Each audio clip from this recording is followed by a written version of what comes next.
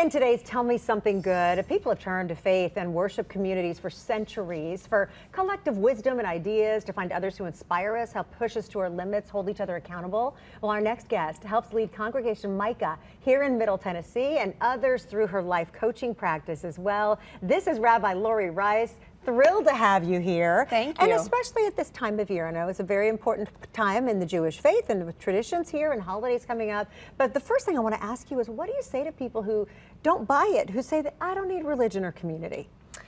You know, I think we all ask these questions that we call sort of the unanswerable questions. Why are we here? Why do good things happen to bad people? Bad things happen to good people?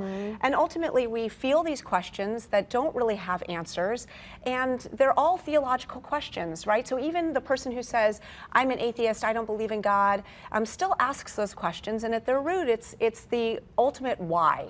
Anytime we ask why, we're asking about the unknown and the mysterious, and that's all really tied to theology and religion. So why do we need community? Why do we need religion? Well, those are two different questions. Okay. I think we need community because we need a space where we can interact with each other and ask these questions of one another. We need to be supported. We need to be held accountable. We're not very good at doing that for ourselves. We need somebody else sometimes to do that for us. And we need the comfort and cushion of community for when we're in a really bad place. Sometimes because we've gotten ourselves there on our own. True. Religion, I think, answers the why to life's questions, right? Science answers the how, but religion answers the why.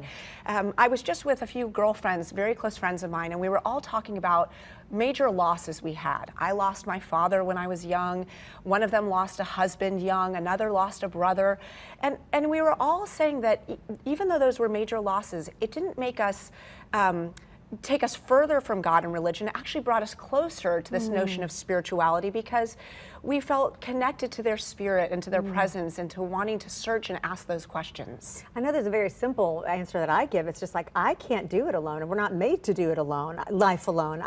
We need community and other people. And actually, you're right. I mean, Tracy, you mentioned that these are the Jewish holidays, and when our community is really looking to community to help us move through this time of repentance and really sort of rebirth and renewal.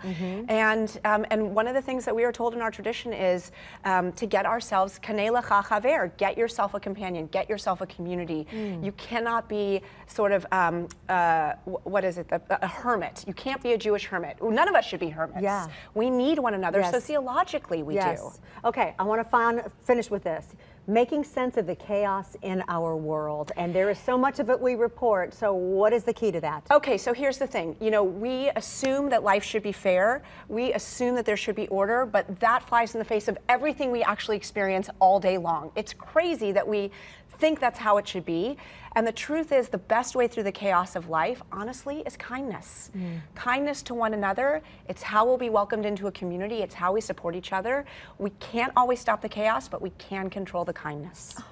Wow, so well said. Rabbi Laurie Rice, thank you so much. Congregation Micah, if you're looking for a place, please come. Yeah, I'd love to have you. I am so happy to have you here. Thank you, dear friend. Love being with you. Oh my goodness.